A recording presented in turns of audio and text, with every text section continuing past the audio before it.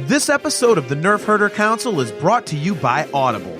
Visit audibletrial.com/NHC for your 30-day trial and a free audiobook download.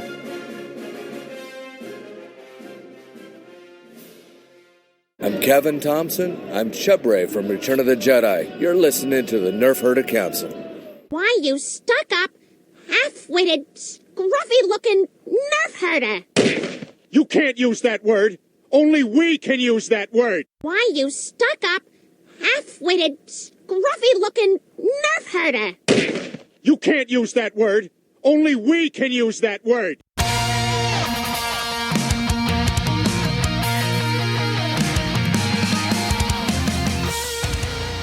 You're tuned in to the Nerf Herder Council, your source for Star Wars opinion, conversation, and debate. Featuring your hosts, JT. Stormtrooper armor deflects everything except Orback hooves. They're like a horse version of Thomas the Tank Engine. AJ. Yeah, Rebels is a lot like our show, where we think we have a good idea and then it just fails in execution.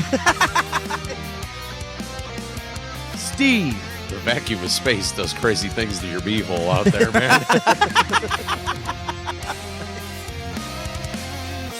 On this episode of the Nerf Herder Council, we take a look at Solo, a Star Wars story. At only 69% on Rotten Tomatoes, is its poor reputation really deserved? This is the Nerf Herder Council.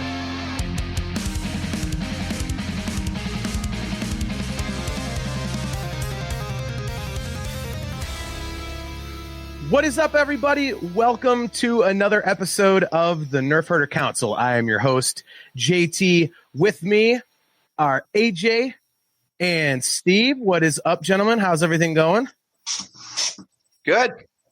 It's going great. I'll have you know really quick that I went and got my hat about 2 minutes ago just so we could let AJ feel left out for not wearing an all-black Hurley hat right now. I'm wearing. I don't own one. I'm sorry, guys. It's the same hat. What are we doing? Whose fault is that? Wow. I own like 4 of them. It's the only one I buy now.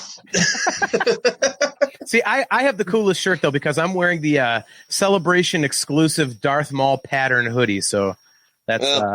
I went and I put on the Return of the Jedi one that you hate because you can't get it. Yeah. You're an ass for that, so, you know. But you just triggered both of us, dude. I know. I want that thing so bad. I know.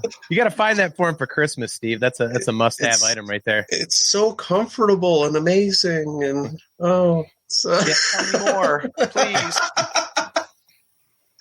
Oh well, mine's a little tight in the middle. Go figure. Oh yeah, mine are getting that way now too. I just got the OG Nerf Herder Council gear going on here. There you go. See, I can't wear that when I do the show because my green screen shows behind it, like through the shirt. So I have to be careful with my color choices. So like Brick, I don't have any legs, Ron. Yeah. Where are my legs? Exactly. So, well, happy Thanksgiving, everybody. I know it's not till tomorrow, but hopefully everyone has a good holiday. So thanks for joining us on another episode. We appreciate it. What we wanted to talk about tonight, AJ apparently has some trolls he wants to get to eventually. So we're going to kind of, see what's up there. So, what's up, Mark Thrasher? How's it going, man? Got some Johnny Walker Red in your honor. You're the one that turned me on to that at Celebration Chicago last year. So, so AJ's got some trolls he kind of wants to get into a little bit later, but we had something we kind of wanted to talk about for quite a while. We definitely wanted to get back into Solo. It's been about a year and a half to the day, pretty much. Wasn't it May 25th that it came out of 18? I think so. 18, yeah, they did it. 2.5. Yeah. Yeah, so, they did that on purpose. Yeah. So it's been out for a while now.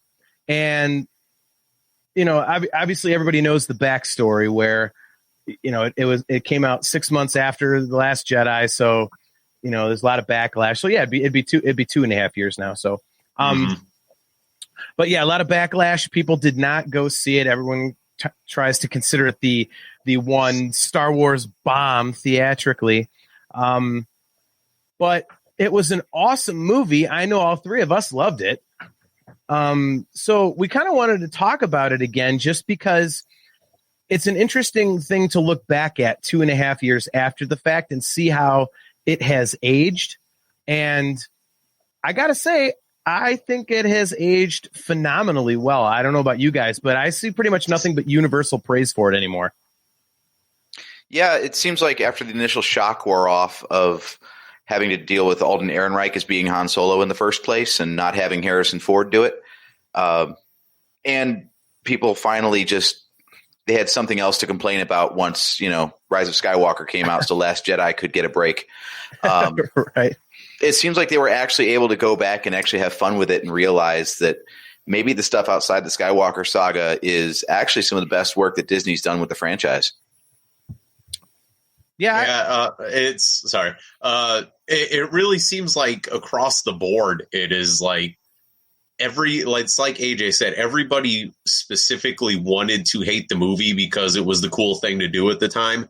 And they just wanted to hate it because of Last Jedi. And now, as the years have gone by, the vast majority of people now that hated it initially are like, oh, yeah, I never really gave this a shot. It's a really good movie. It's like, well, yeah, you're just showing that you were an ass 2 years ago when the rest of us were trying to tell you that the movie was good. Yeah. And now you're jumping into it later than the rest of us because you're dumb. Yep. I remember all three of us walking out of the theater being like, in a few months, there's going to be a lot of really pissed off Star Wars fans that didn't get to watch this in the theater. They're going to see it later. But, and sure enough, that's pretty much what has happened is, see a lot of comments online saying, oh, hey, I wish I would have seen that in the theater. So let's see here. All right. So Christian Mazer. Awesome picture, by the way. I love that. I've got that Black Series figure. That's cool. Sweet. I got that figure. Woohoo! GameStop exclusive. Solo was great, but its low turnout was a message to Lucasfilm. All right. Since you're commenting, Christian, you'll have to explain that a little bit. What do you guys think? I don't know that it was so much a message because they really didn't. I mean, besides pushing some movies back, I guess that really was the only thing that they really changed. I don't take too much credit into that. At the end of the day, Lucas and Disney already cashed in every penny that they spent on the franchise with Episode 7. So I really don't think they cared at all about low turnout for Solo. Yeah.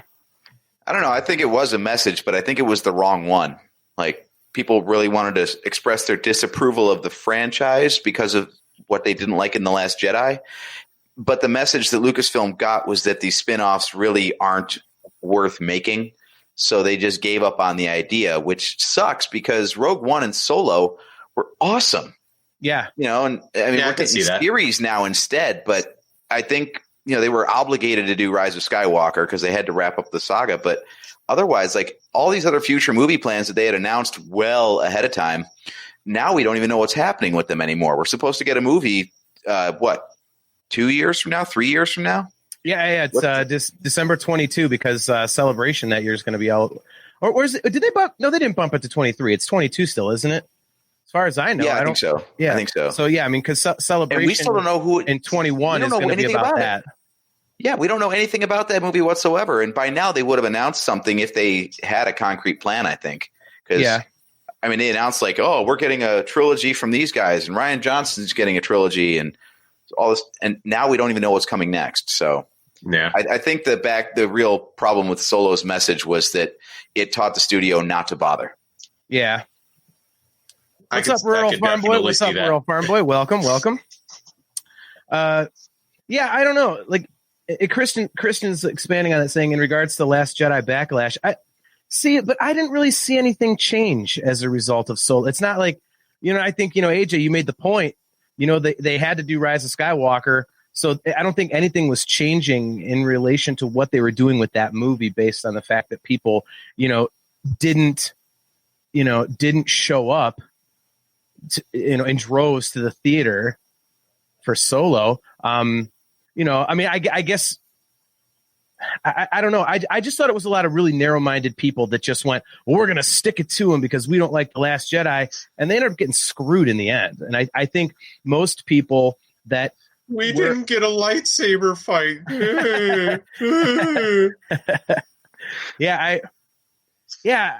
I don't know. I didn't really see.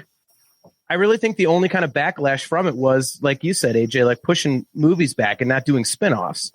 But other than that, I don't really see that the content changed or anything like that. But I guess to Christian's point, not doing spinoffs, that does kind of suck because now it does. I mean, we got the Obi-Wan Kenobi movie coming, or series, excuse me. But I think it's quite obvious that that's basically the movie script chopped into pieces. Probably, so, yeah. But and it sucks because all three of us were immediately screaming right after the movie that we were like, okay, this clearly has an open door for Solo 2. And we were almost immediately waiting for it the second we got out of the theater. And it's like, now we might not even get the damn thing, which kind of sucks. Yeah. Well, thanks for checking us out, Rural Farm Boy. Appreciate it. Appreciate it very much. I think as far as the movie releases go, I think Last Jedi and Solo were like the worst two movies to slam back to back, because you got Last Jedi that went so far in one direction that everyone was pissed about how that, messed with the formula and wasn't like Star Wars. And then 6 months later, where you're already going to have a tough sell because it's only been 6 months and it's not Marvel. Marvel's like the only franchise that can put out movies that closely and not have a problem.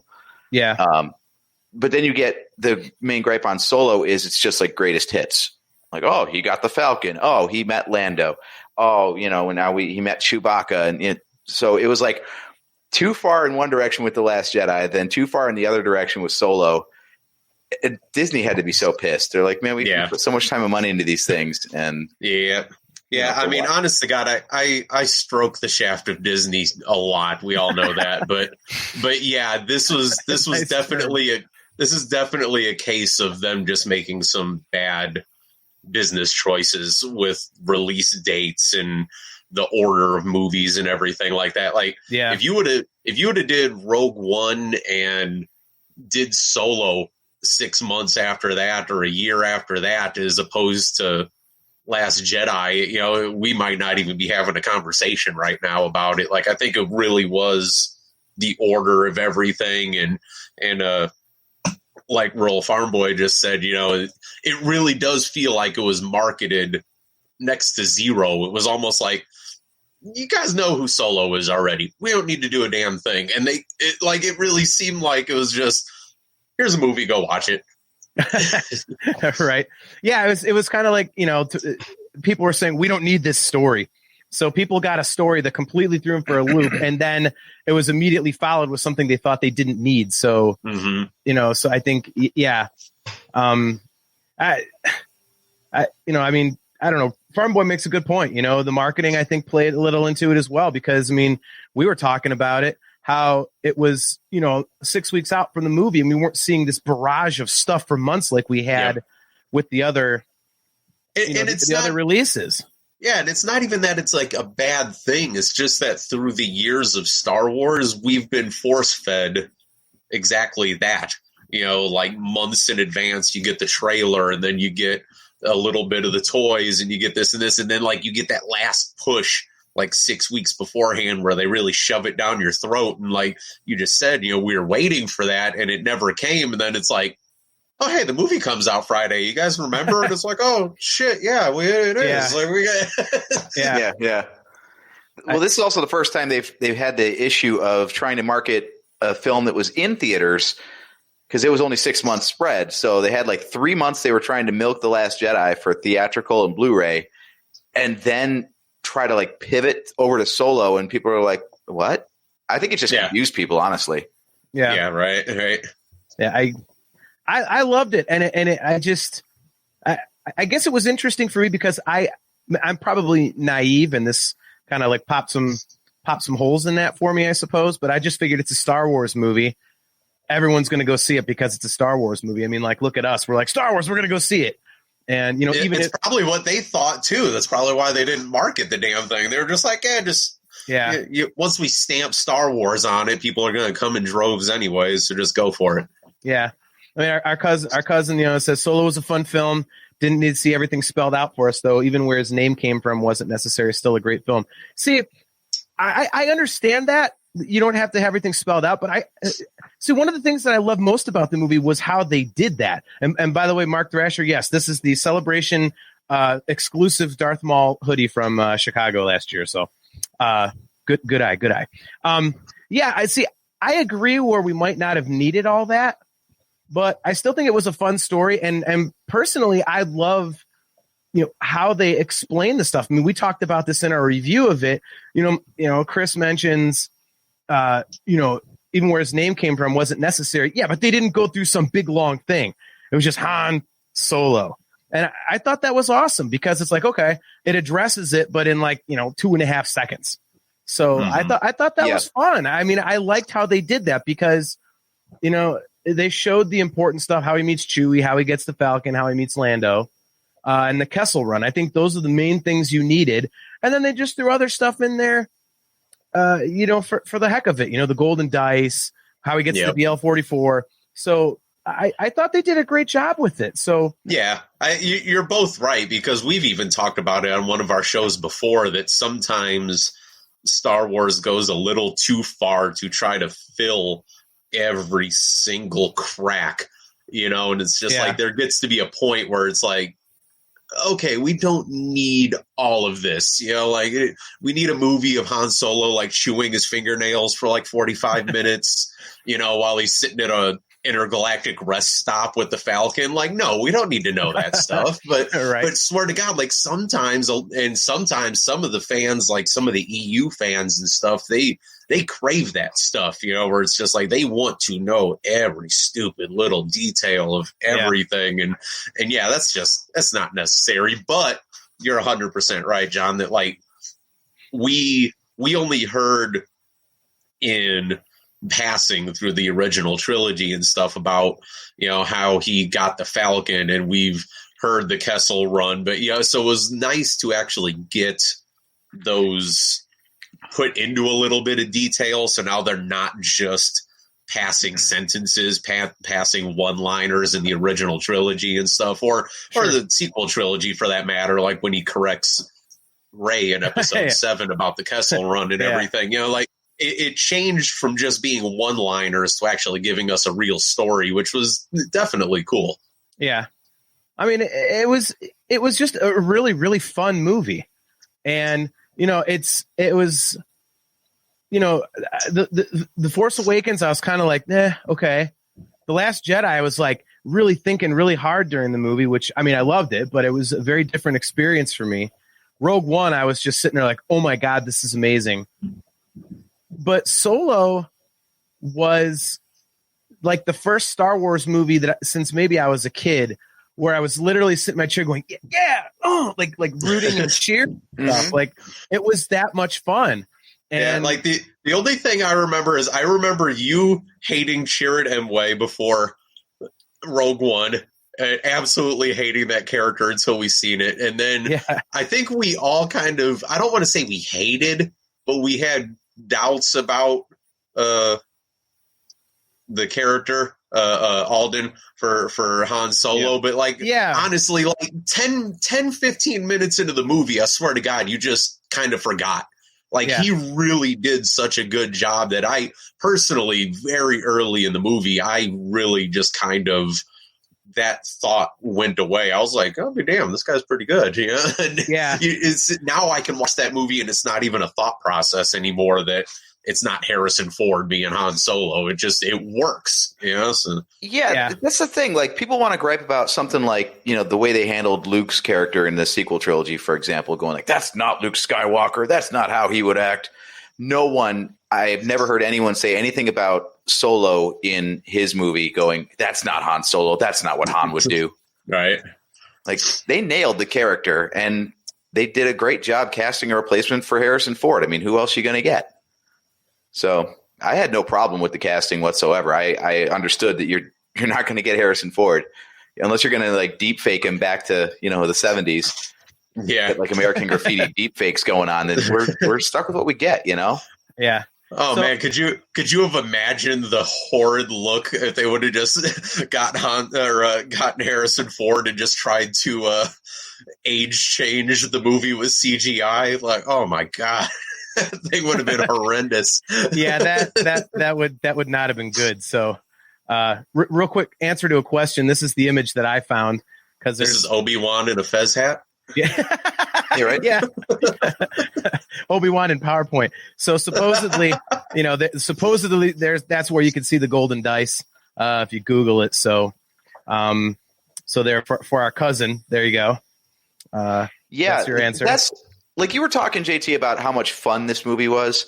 That's like the overriding thing for me too. Something like the golden dice. I never even knew those things were there until they started marketing the hell out of them.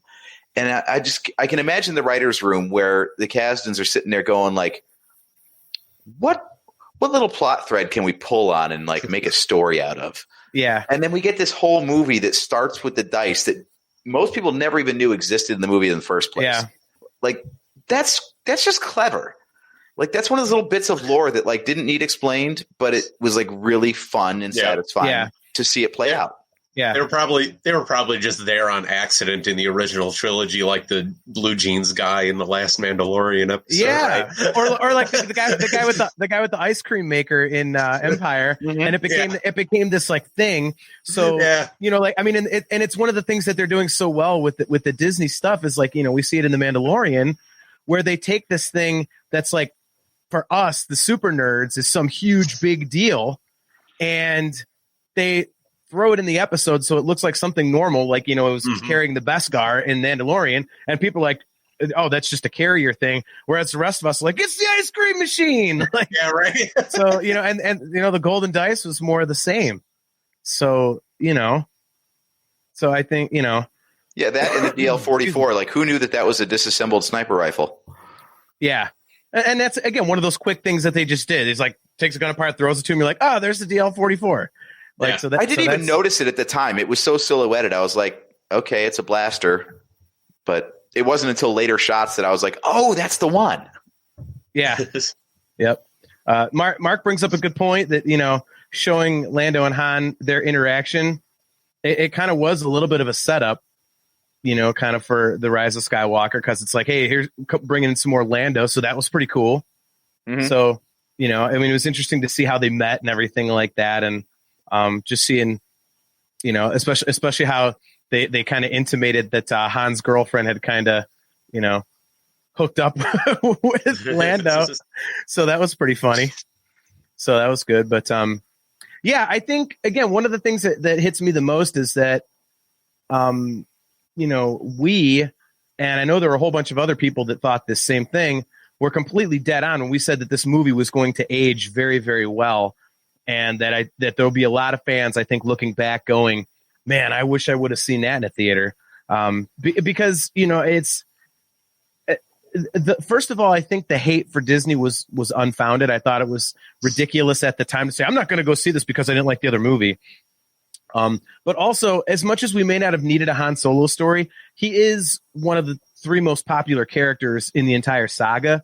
So, I mean, even if you don't think we need the story, is there really anything bad that could come out of him just running around, kicking ass in the Falcon? Like, I mean, it'd be like if they made just like a standalone Darth Vader movie. I know like a lot of the original trilogy basically is, people can say it's like a standalone Vader thing, whatever. But I mean, honestly, like, do we need a whole movie of just Darth Vader? No. But would we go see it? Hell yeah. Yeah. So 100 minutes of him just force choking people like the end of Rogue One. Yeah. Give me 100 minutes. Yeah, give me 100 minutes of that. I'm stoked, man. Yeah, just make it like a horror movie. Yeah, exactly. Him just chopping heads off and force choking people. Yeah. My God. Feel like when I was playing all the time when I used to play the Force Unleashed games and stuff, when I would just grab people with the Force and hold them in the air and then impale them with the lightsaber and then bring it back. Like that was 99% of my gameplay was just killing people in the worst possible ways imaginable. And I'm like, if I got that in a movie, I'd be stoked, man. Yeah. That was my favorite go-to move as well. Yeah. Either that or throwing people out the windows on the spaceships, and then the thing would close really quick on it after you busted the window out. Yep. Yeah, here's you got a good point there, JT, though. I tell you what, of all the original trilogy characters, I think Han Solo is the best one for a standalone because, like, running down the rest of the cast, I'm trying to think, like, who else could you, like, drop into a one-off movie and tell a, complete story where, like, well, where's the continuation? What happens next? Yeah. This is perfect for that whole, like, okay, you get a fun little dose of, like, 2 hours of Star Wars. You don't need to see anything that happened before, and you already know what happened after. So it's perfect. Yeah. So two things I'll bring into the discussion here. Eric is a great point. We were just talking about little things like the fix for the 12 parsecs explainer was awesome. He's like, not if you round down, where he said that was awesome. The life debt type of thing. And as for your question now, AJ, I agree with Christian. I really think that Lando would be the best choice. Thrasher says Yoda. No way. You need a full blown Chewie movie, not a single word spoken during the entire film. It's all subtitles. It's like a foreign film, but it's Star Wars. Dude, I thought they announced that they were doing a Lando series at some point on Disney Plus, didn't they? Or is that just one of those rumors when everyone was like, "Oh, well"? I've heard about that. There's a Lando. I've heard about a Boba Fett series, a Lando series, the Obi-Wan series. So, if you're online, pretty much everybody is getting a series. I think Porkins is getting 6 episodes. It's going down the line with Disney Plus. As long as people keep watching, they're gonna keep trying to shoehorn more characters in. Yeah. Mm-hmm. No, I really think that Lando is probably the most obvious choice. I mean, what Luke basically, the original trilogy is his standalone, so you don't need that. Unless you're going to do like a post Return of the Jedi thing where he's establishing the new Jedi Order. But then that's kind of interesting because you kind of know where it goes. But I mean, I guess you could do that. There hasn't been a lot said about Leia, so maybe you could do that. But I mean, does she have stuff that's interesting enough to expand into an entire film? I want them to go and make a Luke series. That way everybody that says that's not Luke, that's not how he would act, I want them to make that so all those people have to eat that shit. Yeah, I agree. just Luke on an island being all crotchety and angry towards everybody the entire time. That way we can all 3 of us can sit back and just be like, idiots. It's just like him against the caretakers. It's like an intergalactic version of Grumpy Old Men. Yeah. So our cousin wants a lumpy movie. So of course that would give us Peter Beerface Itchy, so that's good. Itchy's getting 12 episodes from Disney Plus too. I would love to know how many people watching this show have ever actually seen the original holiday special, because it's so god awful. I've made it through only a few minutes of it. I got to be honest. I mean, it's like how many people would admit to watching it? Jesus, yeah, right. Since we're talking about awesome Solo is, if you want to look at the other end of the Star Wars spectrum, then you've got the holiday special. Or it could be like a couple of idiots getting drunk and watching the Ewok movies on stream one night too. Oh boy, who does that? Oh, look at this liar! Look at this liar! Look at this guy! Look at him lying. You did not love it. Shut up, Mark. You are so full of crap. No, there is no one that loves the holiday special, and if they do, they have a YouTube channel or some kind of social media account that they're trying to get clicks for. It's called clickbait. Okay, so Mark, loves better the holiday TV movie, the holiday special, or Kiss meets the Phantom of the Park. Oh, gotta be Kiss meets Phantom of the Park. I mean, they're both awful. I don't know what the hell 70s TV specials were, but they apparently were all hot garbage. Yeah, but Phantom of the Park at least has a Kiss concert in it, so at least that's kind of cool. Oh, I mean, I've never seen it. Yeah, it's got kind of. I mean, it's look up clips. It's awful. I mean, put it this way: it's so bad that Ace Frehley's stunt guy is a black dude. So What? Yeah, Ace Frehley is a super white Bronx, New York guy, and they get a black dude as his as his stunt guy. So the budget, as big as Kiss was in '78, apparently the budget was not that big. All right. So Farm Boy watched it when he was 11. So okay, so he's all right. So Farm Man, 11 years old in '78. So he's literally the same age as our older brother. All right. So he saw it. All right. Christian says, "Oh my God!" So you back to backed it, huh? Christian back to backed the original holiday special with the Lego holiday special. Okay, Christian, you gotta take better care of yourself, man. Love yourself a little bit more. he needed 90 minutes of the Lego one to cleanse the palate from that piece of crap he was watching first. I was gonna say, I'm actually getting ready to watch that one probably like this weekend or something, to tell you the truth. So, all right, look at this. I could ban people. Look at this. Hey, you got to take the 30 and change it to a 20, okay?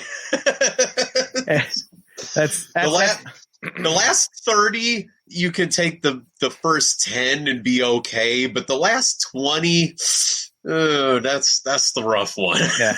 So Eric is saying, what's worse, watching the Browns for 30 plus years or the original holiday special? If you go back 30 years, there's some good stuff in there. Because now we're talking about like the end of the Kozar years, and so you do have that. But now if you're talking about 20 years, it's been a rough ride. So yeah, kind of hard to argue with that one. So, but yeah. So anyway, what do you guys think is going to happen with Solo? Because there's, back to the original topic here. We were all trying so hard to remember what the hell we were talking about. Well, that's why I have to lead the show, because I remember how to get back into these things at least somewhat. So Brown's chatter in there, it becomes an entirely different show. Yeah, yes. Right. So, are you asking where do we want it to go, or where do we think it's going to go? Well, obviously that hashtag Make Solo 2 Happen thing blew up to the point where even Ron Howard saw it, and the stars of the movie were tweeting it, like Jonas Suatomo was getting into it, and I think it's gained enough traction now to where people at Lucasfilm are aware of it, and I think there's so much groundswell for Solo to continue in some way that I don't see how they can't address it at some point down the road. Do you guys agree? Yeah, 100%. I really hope so. Even if it's just a Disney Plus thing, like you mentioned the Kenobi thing, that it's probably just cutting up the movie and putting it into 6 episodes. Do the same thing with Solo. Like, you left the door open. Lord knows that most of these guys don't have anything else going on in Hollywood as it is right now. And it's just like, it makes way too much sense to just tell that story of what happened to Kira and with Maul appearing, and obviously there's a lot more story to be told with Han and Chewie between that and Episode 4 when you see them again for the first time, air quotes.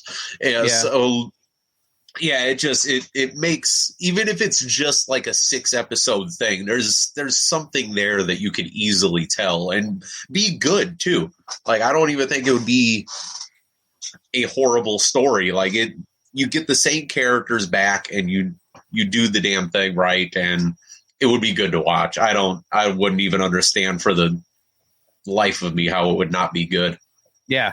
Well, as soon as Solo ended, we pretty much looked at that and said, okay, the next movie is a perfect segue into bringing Boba Fett and Jabba the Hutt into the thing. Yep. Because that's obviously where he was going, was Tatooine to, hook up with Jabba. So that starts telling that. You had all the Crimson Dawn stuff with Maul. There was any number of directions that you could have taken it.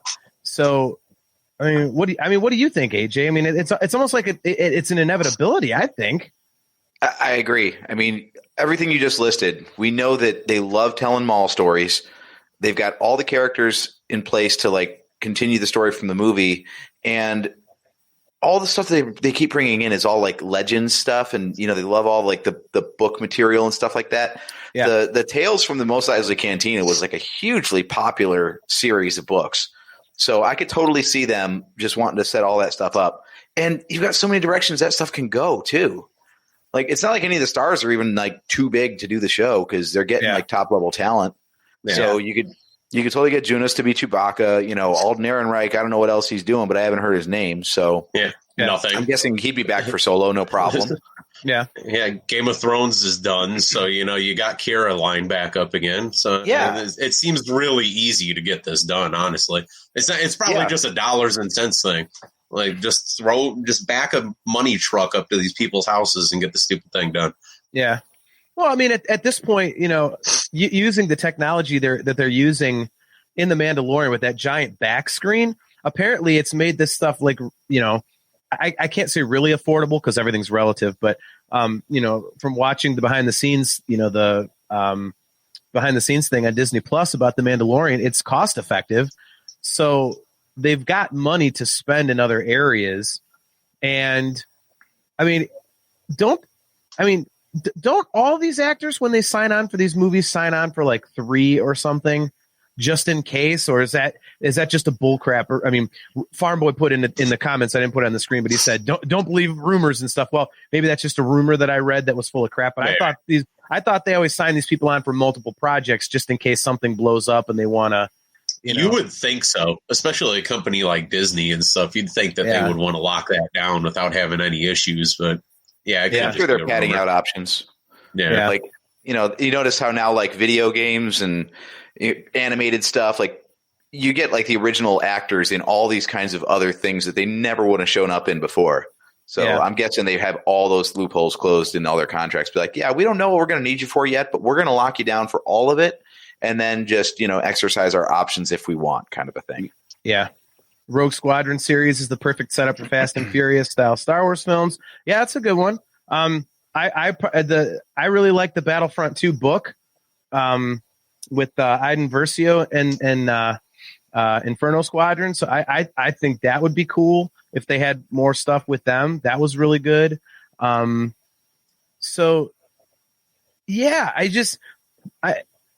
just think that Solo, 2 would be the one that would grab the fans the most, because I'm on board with you, AJ. Like, I think it's cool that they're bringing in all this EU stuff and, bringing out like stuff for the Legends fans that are really into it and then bringing it to actual canon. I think that's cool.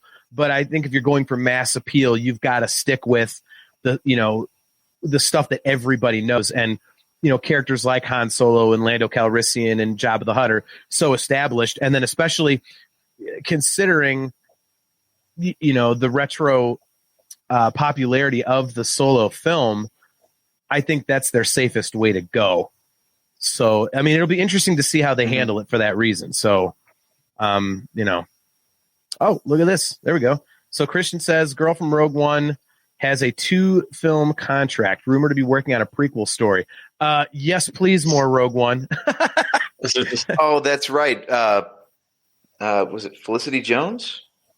Yeah, I do believe that's who it was. JT, I cannot remember. JT. Where are our names? Yeah, Why are names not showing up? She did mention that she would be like totally down to reprise her role. But, she died at the end of the last one, so we're not going forward with that timeline. We're not doing that. How about no? Man, I wonder what they would have. What their plans would have been to get her into 2 films. They must have known. Well, no, actually, the plans weren't originally to kill off the character at the end of the movie, was it? I don't remember. I don't know. I honestly, I don't remember. The story I heard was that they had 2 versions because they originally wanted to kill off everybody, but they didn't think the studio would go for it. So they wrote a version in which she got off the planet. Okay. So maybe I never even read that. Deal came in. Yeah, I didn't either. I just learned something today, I guess. Well, okay, so that's to circle back to Solo. You know how they're doing like the Zack Snyder cut on HBO Max of Justice League? Yeah. Mm-hmm. And they're taking like all that unused footage that they, reshot to make the feature film and turning it into a series. Sure. Do you think they would ever do anything like that with Solo? Because, there was, I don't know how much that movie done with Lord and Miller before Ron Howard took it over.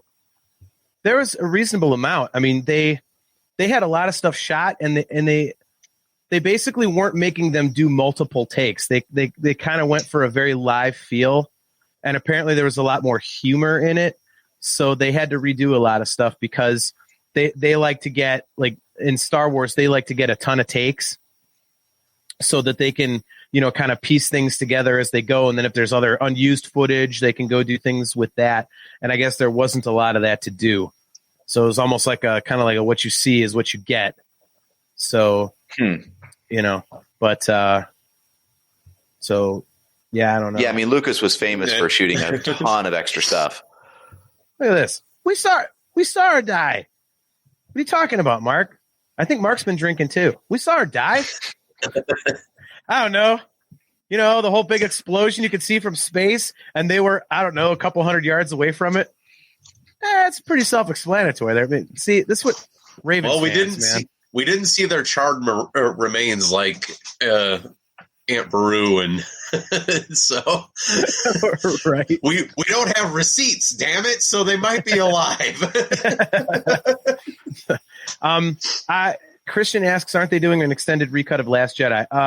I had not heard that. Pretty much it's what you see is what you get. So I think anytime you hear these rumors of, there's an extended cut, there's a this, there's a that, like, I think it's all pretty much, I mean, especially with, Lucasfilm, I love them.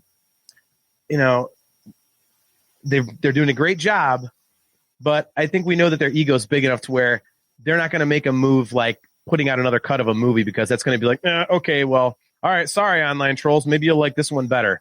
And I don't think there's any way that any large corporation is doing that, much less one like, Disney Lucasfilm. I don't think that's, Yeah, that would definitely be a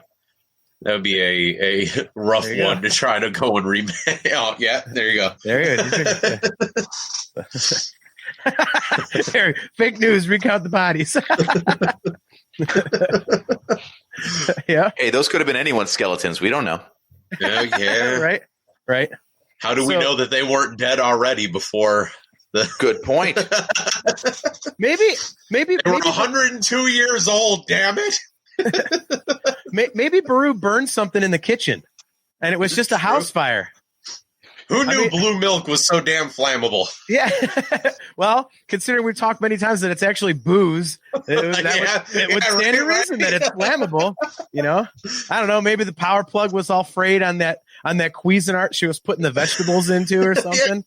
The stormtroopers actually had nothing to do with it. They're like, you see Luke going, oh my God, the stormtroopers with their charred bodies out there, and the stormtroopers away in the background going, boy, that's got to suck for that guy. I wonder what happened to them.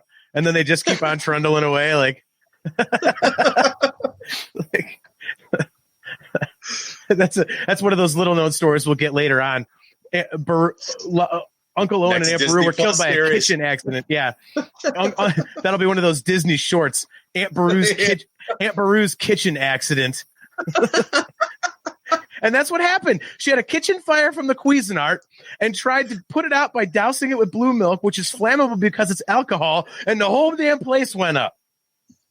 We just figured it out. We just solved the actual death of Lars and Beru. Or Owen and Beru, excuse me. Yeah. You think their corpses were just left there? Yeah. Like we never saw Luke do anything with the bodies, so maybe he was just like, peace out, I'm not doing this. Luke just showed up and started kicking sand over the top of You look at the end of the Rise of Skywalker, Rey's burying the lightsabers, and you see these charred bones still sticking up from like where the stairs were. She opens the sand, and a hand is like sitting there to greet her. You see the ghost of Luke and Leia turns to Luke and goes, Jesus Christ, you never cleaned that up? And he's like, oh. How the hell did I know they'd come back here? I thought I'd never be back here. What the hell do I care? Thought I was the only person obsessed with moisture evaporators, and I didn't know she'd come back here.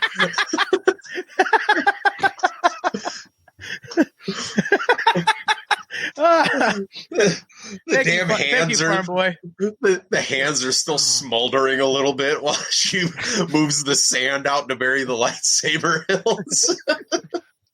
That old lady thinks Ray's actually the cleaning crew come to get this. She's like, oh, finally, those damn things have been an eyesore for like 60 years. She's like, nope, I'm just here to bury more shit, lady. Yeah. What a-hole leaves smoldering corpses of bones? Can you believe the jerk that used to live here? And Luke is going, the Force ghost of Luke just starts walking backwards, and Leia turns around to look at him like, hey, do you know anything about this? And he just disappears before answering anything. Sorry, I got to go back to the Force. And then nope, nothing. Yes, Yoda, I'm coming. Leia's like, damn it, I haven't learned that trick yet. I can't follow him. So back to Solo. Yeah. No, it's the wrong segue. We got to talk about AJ's trolls now. We don't need a segue for that. We just figured out Star Wars greatness. Yep. So AJ, we have given them a lot of great ideas over the years. That's for sure. Yeah, we could be writers for Star Wars in some capacity that probably would make us about $15.28 a piece. So, Hey, we have our name in the credits. That's all that counts. Yep. Yeah. name in the credits, and I would frame that check and hang it on the wall. That's for sure. We'd be right in the. They'd purposely put us right in the middle of all the Japanese guys, where everyone just sees a bunch of like A's and J's and stuff. So you don't know how to say them. They're like, I'll just wait. I'll wait till later in the credits to see if I recognize the name. We're like, damn it. We were so close. What? We would find it, and we would screen cap it, and we would highlight our names, and it would be online the next day. Farm boy, you know what just happened? The Nerf Herder Council. Yes. That's what we do. Yeah, don't ever let your internet lapse for like 11 seconds, because it'll come back on and you'll think you're just listening to something completely new. If you come to our show for nothing but intelligent, like well thought out Star Wars content, you're probably at the wrong place, because we have some of that, and then we have like ridiculous bullcrap like we just did. So sometimes we really talk about nice things, and then something shiny appears in the distance, and we can't help it anymore. Look, you can't you got it. Yeah, exactly. We have derailments all the time. Derailments all the time. So that's like the one constant with this podcast is that don't ever tune in to think that we're going to stay on topic for anything. Yeah. All right. So before we get out of here, AJ, you actually you said that someone was being an a-hole on a Reddit thing, and Steve and I can't follow Reddit worth the damn. Yeah, right. Somebody's being ass on Reddit. Wow, that's news. Yeah. Where's the breaking news sounder? Yeah. What was that, AJ? What did you call this segment? Oh, Nest of Gundarks? Yeah, we could call it like into the Rancor pit, falling into a nest of Gundarks, like So I try to keep my opinions to myself online, actually, because I know that it invites disaster.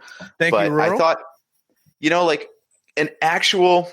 Okay, wait a minute. We should really go back to that other comment. Which one? About Lando and L3. He did. Oh, 100%. 100%. That was the inference, wasn't it? Oh, it works. Yeah, trust her. It works. 100% that happened. Before and after she became the Millennium Falcon. It happened both times. Believe it. I don't even want to think about that. I was just going to ask if we really needed to deconstruct that, because there is a lot of logistics involved. We saw R2 have sex with the thing many a times over all the movies, sticking the little prod in and turning it side to side. We know what the hell that was, okay? Lando. Yeah, Lando. You just blew my mind, Steve. R2 had Lando's sloppy seconds. Write that one down, too. Another great Star Wars idea. There are glory holes all over that galaxy. And we wonder why we keep getting nailed for like mature content. Wow. That's what was it, like the in the something dark side. Oh man, how am I supposed to run with this?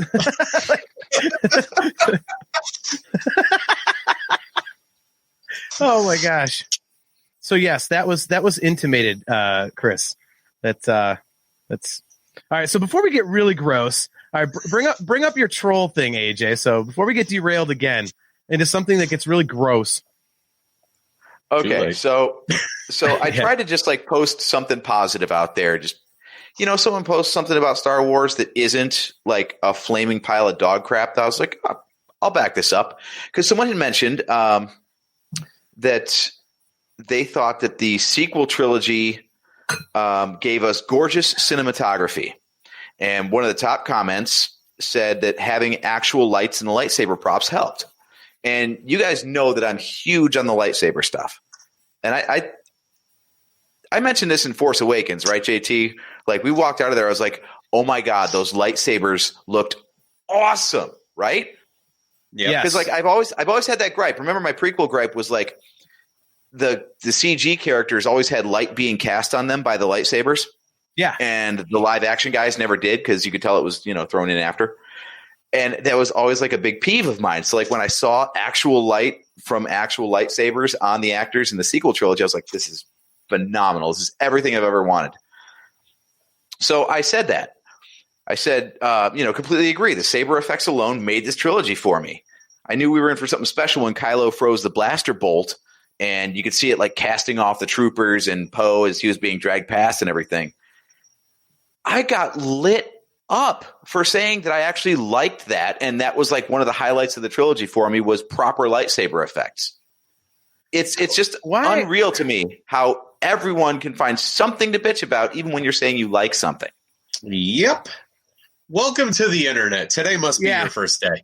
So yeah, we live in like Kermit the Balrog here. We live in a world where Baby Yoda is a bad guy for eating eggs. Now he's apparently a bully for taking the kids' cookies in the last episode. Yeah. We live in a world where people are complaining about the female Mandalorians having armor over their boobs. So, I mean, I didn't see that one. Oh, dude. Yep. Seriously, off show here, I will have Gwen send you the link to that thing on Facebook or something. They are literally complaining that the women have armor shaped like their bodies. Oh my God, it's horrible. Yep. Anatomically correct armor is a no-no. Why is that a bad thing? They liked it better. Like the stormtroopers. The stormtroopers just have one suit. It doesn't matter if you're male or female. They thought that was like a big thing for Gwendolyn Christie to have the exact same armor as the men. So they feel like sexist to, frame the female form like that. Again, if you're watching Star Wars and these are the things that you're noticing, maybe stop watching Star Wars because your head's really not in the game. Yeah. So also, anyway, it's like getting upset at Slave Leia. It's like getting upset at Slave Leia because that thing happened a long time ago. Like they didn't design Bo-Katan for The Mandalorian. They just took her Clone Wars appearance and Rebels appearance and made it into a costume. So you got to go back to like 2012 if you want to really get hot about it. So AJ, not surprised that you are getting blasted online for liking a lightsaber effect. And this is I don't know, this is probably our annual podcast of me always having to say at least once a year how much I hate Star Wars fans. Like this is just another one of those things, but I mean, this is down the line. This is sports fans, politics. Like, dude, it's everybody always feels like there has to be just an extreme white and an extreme black and nobody can meet anywhere close. Like you can't just enjoy things. You have to hate it or you have to love it. And if you do hate it, I love it. Now you're an ass because you see things differently than me. And that's just how we're going to act because this is the internet. And that's how I act like when I can hide behind a computer screen. Yep. I agree. Yep. Yeah, I got an LMFAO from Kermit the Balrog. He said, the fact that the lightsaber effects made the trilogy for me shows just how low the bar is set. Because, how dare I like something? Yeah. Wow. Yeah, especially from the You sequel really put me trilogy. in my place, right? Yeah, you are trash, AJ. How dare you like things from the sequel trilogy? We had another person complain that while they like the lightsaber effects, Skarn Michael Ping says, "Too bad not a single lightsaber touches one another in The Last Jedi." So we got our Last Jedi dig in there for not having saber on saber contact. I would make that joke if I didn't do that 50 minutes ago when the podcast started. Right. I mean, I'll reiterate. It sounded like.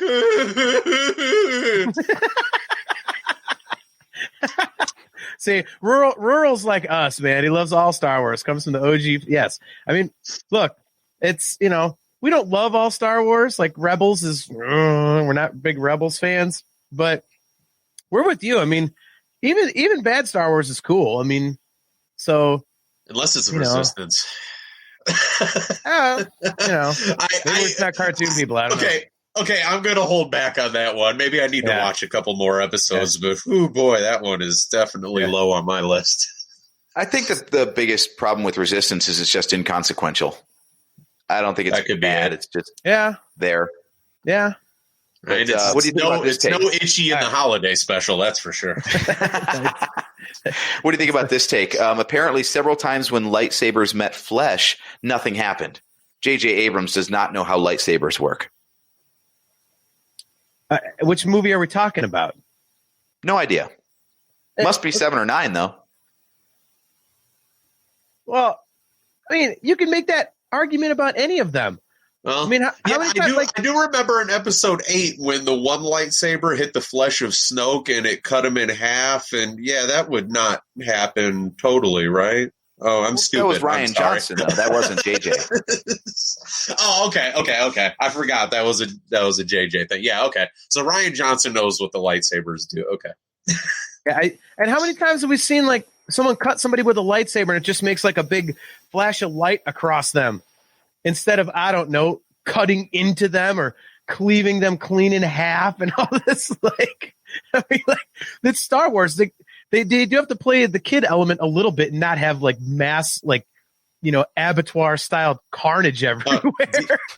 Do you mean when George Lucas did it in episode 4 when the lightsaber hit Obi-Wan and his clothes just dropped to the floor while he disappeared? Is that what a giant beam of light from a sword would do to a person?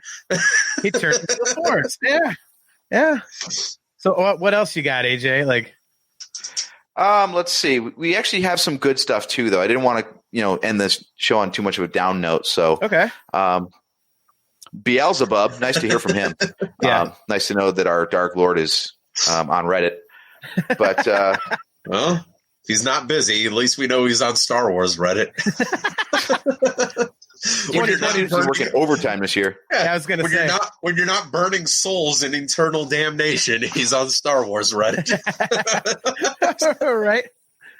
This one was interesting, though. This guy said the story needed more coherence, but as a fan of the EU, a lot of the stuff made logical sense based on previous lore. So he's pulling from stuff that was written in Legends canon and saying he filled his own plot holes, basically. How do you guys feel about that? Do you think it's cool to be able to bring in your own stuff, or do you expect it to all be there on the screen for you? I don't have a problem with it all being on the screen. I don't have a problem with it you having to fill in the dots, because I think, as we talked about earlier in the show, Disney's done a great job of kind of doing things to where, we've talked about this many times, about The Mandalorian, where the average idiot, the average casual fan, there we go, casual average fan, the casual fan can watch the show and get everything out of it and understand everything. Whereas people like us, there's a ton of extra stuff in there that is great for us, but nobody misses anything from the overall story. Right. So they've balanced that so well that I don't mind if they're putting stuff in there that, people, if they fill in their own, conclusions and stuff, or use their own knowledge of previous materials. I think that's great. Yeah.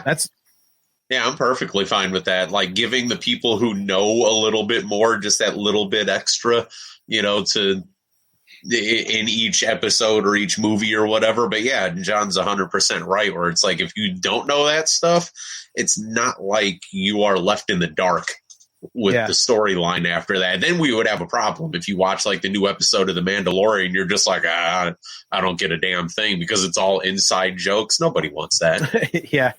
Yeah, that would, we would get it.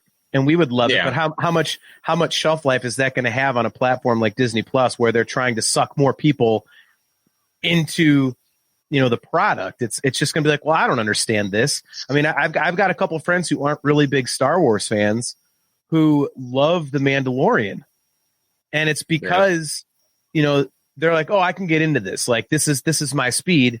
So the fact that they can do something that is for them and also for us, I think I like that. So, that's my official answer, AJ. I love it personally. I think it's great. So, yeah, I think they're doing a good job balancing it out too. The Mandalorian's a good point because like the Darksaber, Bo-Katan, all the stuff they're bringing in to the show, like from the end of last season and through this season now, like a lot of people haven't seen the animated stuff to know where it comes from.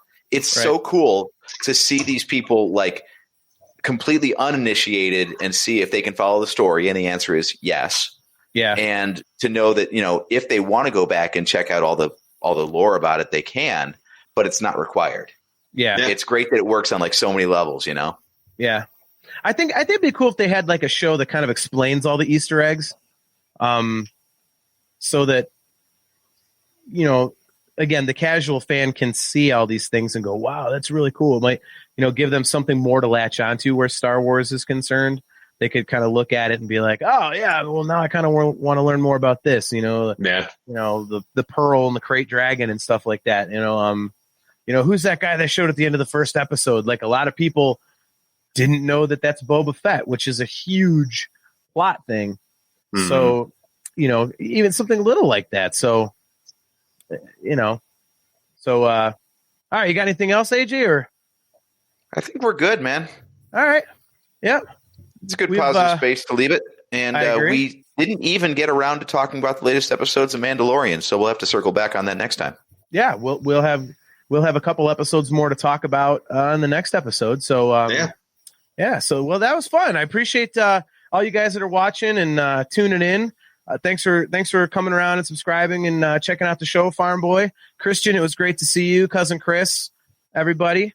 KXM was here again, so thanks a lot, everybody. Hopefully we'll see you guys again. We do this every other Wednesday at 8:15 p.m. Eastern Standard Time, so feel free to tune in. You can find us either on our Facebook page or our YouTube channel, and you can comment along live with the show and be a part of what we're doing here. Including it's kind of crazy. We got 2 more episodes for the rest of the year. Isn't it kind of crazy when you put it in podcast terms of how much time we have left? Oh my gosh! Yeah, wow, we really do.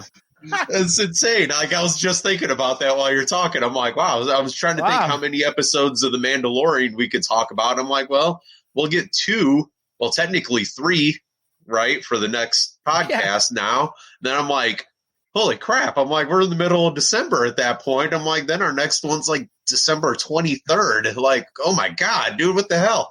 That's awesome. Yeah. Man. All right. So 2 more. So we'll see what shape I'm in for the next one, because that'll be week 3 in a row of working remotely, being completely shut up at home here. So pray for me. Fun. Yeah, exactly. So, well, everybody, thanks again for checking out another episode of the Nerf Herder Council. Don't forget, you can get your own customized Nerf Herder Council swag at shop.nerfherdercouncil.com. So go check that out. We are brought to you by Audible. Go to audibletrial.com/NHC for your 30-day trial and a free audiobook download. Highly recommend that. I go through audiobooks like they're candy at this point because I'm doing a lot of driving to and from work. So make sure you go check that out. We are going to be getting these podcasts out back on our audio platforms here real soon. These guys were supposed to do that in the last episode and apparently did not. But so we will be back on our audio platform. Yep. Hey, I caught Corona, man. I had shit going on. I don't want to hear it. Get this shit up. Anyway, eventually we will be back on the audio platforms as well. So Our main one is Spreaker, Spreaker. Check us out there. Just look up pretty much any podcast apps and you can find the Nerf Herder Council there. Leave us a 5-star review or whatever good reviews are on that particular platform. Hook us up and do us a solid, leave some kind words for us. And again, you can find us or don't, but give us the 5 stars anyways. I like that. That's the best way to phrase it. Yeah, just talk nice about us on the internet. So, the website is nerfherdercouncil.com, and you can find us, as I said, on YouTube and Facebook. So until next time, I am your host, JT at Dog Pound Jedi. He is AJ. At Drake Adams 579, and I am serious. Be careful out there, guys. Wear your masks, wash your hands. It's going around. I got 3 people I know of that have it right now, including myself. So be safe, take care of yourselves, have a great Thanksgiving, and we'll see you on the next one. And he is Steve. John, keep the squares 6 feet away from each other on the next podcast, okay? Get social distance on the street. Yeah, we got social distance. We got to make sure we don't catch digital Rona. At JSteve1005. And the show page is at NHC Podcast, and we will catch you next time.